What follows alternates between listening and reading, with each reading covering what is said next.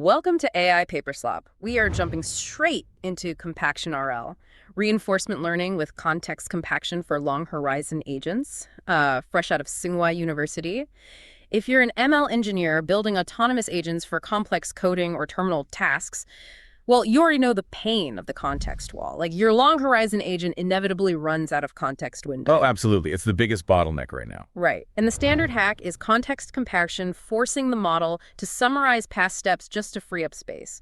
But the core insight of this paper is that standard reinforcement learning pipelines just completely break down when continuous trajectories are shattered into variable length compacted segments. They fall apart mathematically. Exactly. Yeah. So CompactionRL solves this by treating summarization as a learned action, optimized jointly with task execution using a shared terminal reward.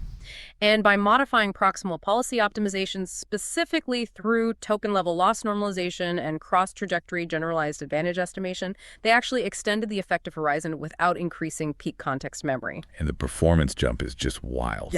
Yeah, let's get right to the flex. Using this architecture, the OpenGLM 4.5 Air model saw a massive 7.0-point absolute gain on SWE-bench Verified, hitting 66.8% pass at 1. Okay, let's unpack this, because to implement this in your own stacks, we really need to examine the exact mathematical failure modes of standard RL when it encounters a variable length memory constraint. Yeah, we can start with the constraints of the baseline environment. Like, as you're executing a rollout for a complex software engineering task, your agent is doing a lot. It's reasoning, calling bash commands, parsing these massive standard output logs. Which eats up tokens insanely fast. Exactly. For a model like GLM 4.7 Flash, you're capped at 64K tokens. For GLM 4.5 Air, it's 80K. So you had to set a safety threshold, say, 10,240 tokens remaining. Right, because if you don't... If the working memory hits that limit, Yeah. the next environment observation truncates, and that basically crashes the container. So when it hits that threshold, the rollout pauses. The agent generates a summary of the trajectory so far. And then it just dumps the raw history. Right. Moving forward, the reconstructed context contains only the system prompt, the user instruction, the generated summary, and just a tiny sliver of the most recent interaction. The raw history is permanently purged from working memory. Which introduces a massive problem for optimization algorithms like GRPO, Group Relative Policy Optimization, or RLOO. I look at those standard reasoning-oriented RL methods, and I immediately see a tensor shape mismatch. Oh, completely. Because GRPO relies on group relative advantages, right? Yeah. For a given prompt, you generate a batch of continuous rollouts, and you normalize the rewards against that specific group average. You're operating on the fundamental assumption of a continuous, unbroken sequence from prompt to terminal state. Which is completely violated here. Yeah, the moment you introduce compaction, that continuous trajectory is shattered. You might have one rollout that solves the task in a single 30,000 token sequence, and another rollout for the same prompt that struggles, hits the context wall twice, and gets chopped into 3 distinct segments. This raises an important question about the optimization bias, which is, well, it's catastrophic. You can no longer reliably apply a group-wise normalization because your sample space is distorted. Is this like trying to apply a sequence-level loss to a data set where, I don't know, one sequence is a full novel and another is just a single sentence? Doesn't that totally warp the group's statistics? That is a perfect analogy. Yeah. If standard PPO optimizes each segment independently, won't it give disproportionate weight to rollouts that just happen to trigger more compactions? Yes, absolutely. Your gradients are going to heavily skew toward fragmented rollouts, simply by virtue of them yielding more segments. Wow. Furthermore, standard group relative baselines lack a dense critic to estimate token-level advantages across these boundaries, and the KL divergence penalties become completely chaotic. Right, because standard RL computes a per-token KL penalty against a reference model to prevent policy collapse. Exactly. When your trajectory is chopped into variable length fragments, the KL penalty distribution across a rollout becomes totally non-uniform. Standard RL assumes a continuous sequence. We need a way to mathematically stitch these segments together. Before getting into the math of how they stitch together, though, we have to prove why the summarizer needs to be part of the RL policy at all, rather than just a frozen external tool, because that used to be the standard, right? Oh, definitely. The prevailing heuristic in early agent design was just to call a frozen, off-the-shelf LLM to compress the context. The execution policy was trained completely independently of the compaction mechanism. I want to look closely at Table 1 from the paper because this ablation study completely dismantles that heuristic. They fixed the execution agent, the one writing the code, to GLM 4.7 Flash, but they swapped the summary agent. And the results were striking. Just by changing the summarizer to Qwen 3.527, SWE-bench verified accuracy jumped from 49.0% to 55.5%. Yeah. That's a 6.5-point swing strictly by swapping out the frozen model, taking the notes. What's fascinating here is that it redefines the mathematical state space of the agent. A summary isn't just a high-level recap for a human dashboard. Once compaction occurs, that summary becomes the agent's entire reality moving forward. It's literally all it knows about the past. Exactly. We're no longer dealing with a standard Markov decision process where the full state is available. We are deep in a partially observable Markov decision process, a POMDP. Right, because the true state is hidden. Right. So if that frozen heuristic summarizer drops a specific obscure file path or trims a partial code implementation because its own internal alignment deemed it messy, the execution agent inherits a fundamentally unrecoverable state.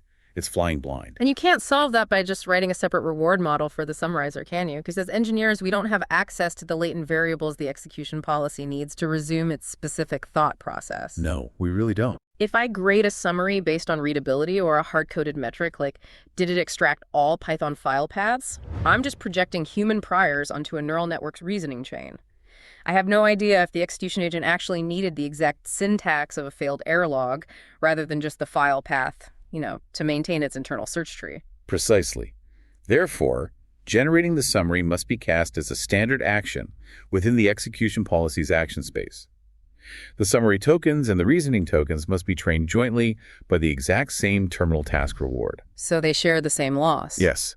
The agent has to learn what historical data is critical to its own future continuation.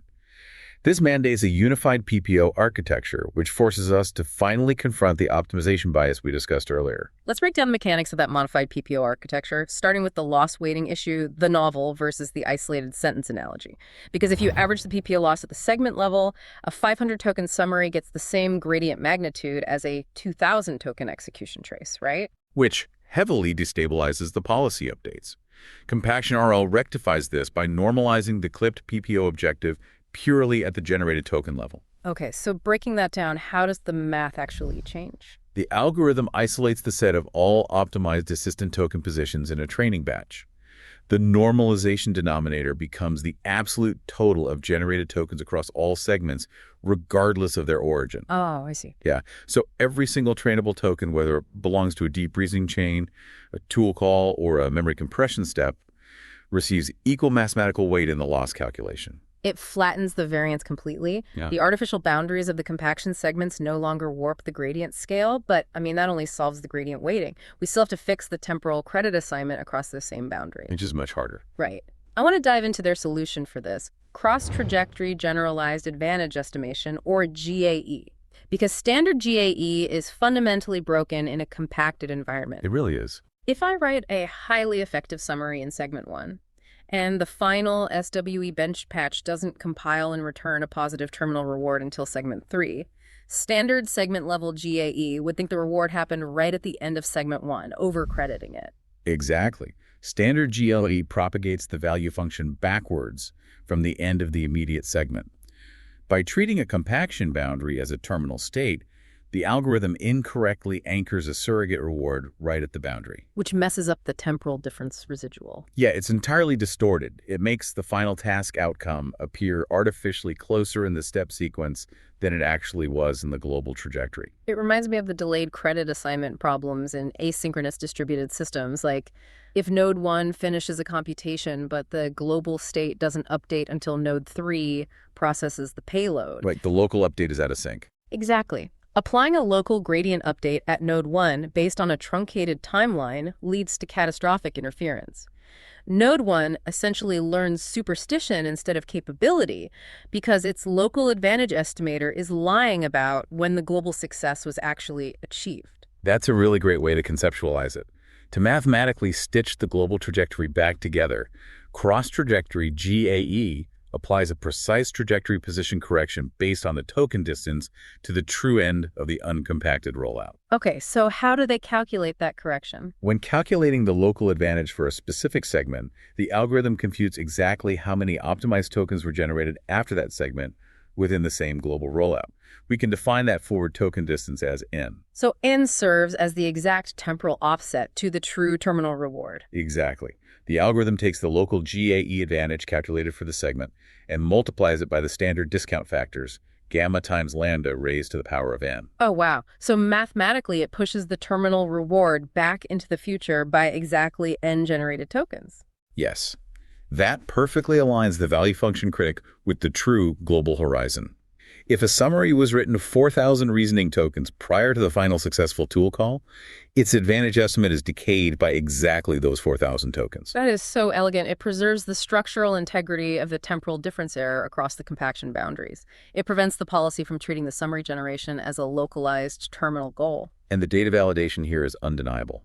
On the GLM 4.5 error model, the full CompactionRL pipeline achieves 66.8% on SWE-bench Verified. Right. But if you drop the token level loss normalization, performance craters to 60.0%.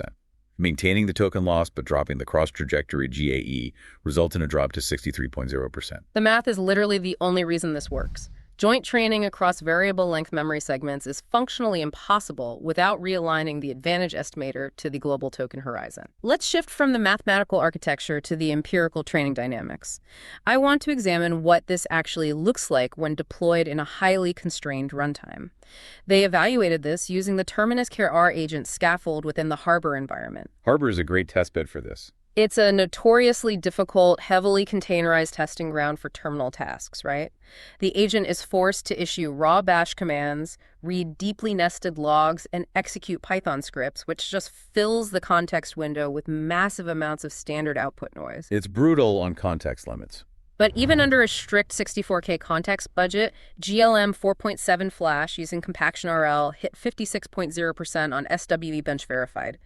That outperformed standard RL baselines by 8 absolute points under compacted conditions. We can trace that performance delta directly to how the model's behavior evolves during training.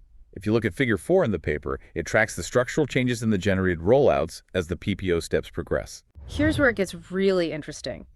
You would assume the RL optimization would pressure the agent to write shorter summaries. I mean, the entire purpose of context compaction is to maximize available memory space. Right, you'd think it would compress as much as possible. But over the course of training, the summaries the agent writes actually become significantly longer and far more detailed. It's such a counterintuitive finding, but the terminal reward is a brutal forcing function. The authors proved this by running a specific ablation where they masked out the summary loss. Wait, so they let it summarize but didn't train that part? Exactly. They allowed the model to compact its context, but they zeroed out the gradients for the summary tokens, preventing the policy from updating its summarization behavior based on the task outcome. And what happened?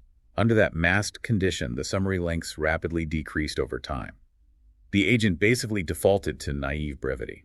Wow. So it optimized for immediate context space at the expense of long-term state tracking. Exactly. Yeah. But under the full CompactionRL objective, the agent discovers that dropping implementation-relevant details like intermediate variable states or the specific syntax of a previous compiler error, well, it results in a failed terminal state and a zero reward. So it structurally learns that dense, highly detailed memory reconstruction is the primary prerequisite for long horizon survival. It's literally learning to leave better breadcrumbs for its future self. That's a perfect way to put it. Furthermore, the generation of higher quality compacted states fundamentally alters the agent's interaction loop with the environment. How so?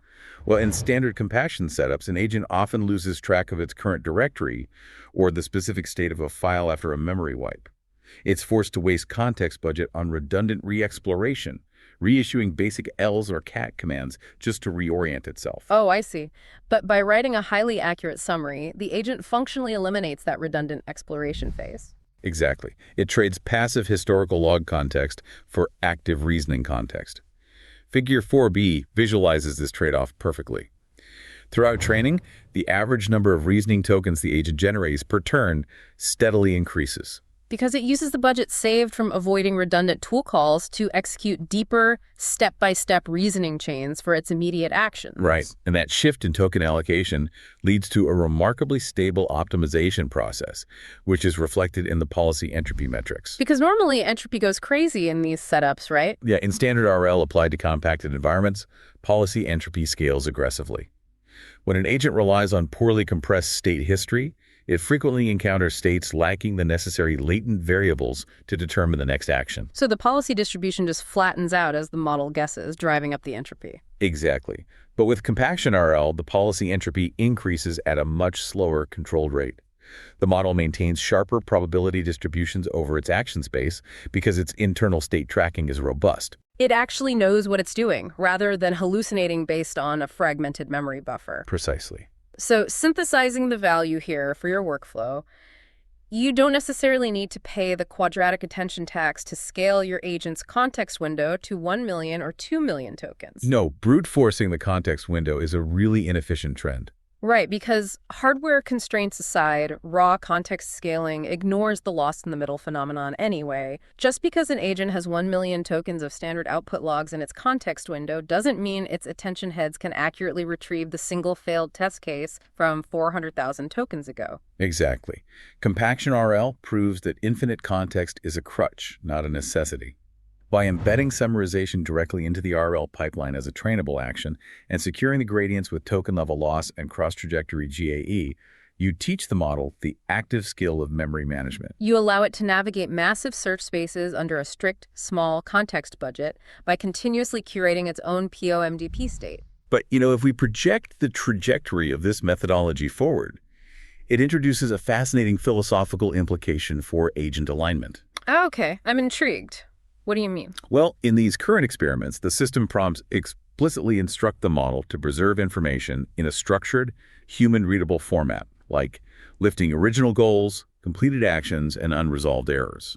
The output still fundamentally resembles developer handoff notes. Right. We're still enforcing a human linguistic prior onto the memory buffer. Exactly. But if the CompactionRL architecture optimizes strictly for the terminal task reward a binary pass, or fail on a code-based patch, what happens when we strip away the human-readable constraints? Oh, wow. Yeah, if the system prompt merely instructs the agent to output a sequence of tokens that maximizes its own ability to solve the task in the subsequent segments. The agent would likely abandon natural language entirely. It would develop a highly compressed, bizarre alien shorthand, a bespoke dialect optimized strictly for latent state reconstruction and mathematical continuation. Exactly. To a human engineer auditing the logs, the summary might look like a chaotic string of punctuation and obscure Unicode characters. But to the execution policy's specific neural architecture, it would be a perfectly lossless compression algorithm representing a 10,000-line code-based state. We are essentially giving the model the mathematical framework to invent its own internal API. It's wild to think about. We'll have to watch closely to see if future iterations of this architecture discover those uninterpretable memory states. That is a brilliant final thought to leave you with as you look at your own RL training loops. Thank you for joining this deep dive on AI Paperslop.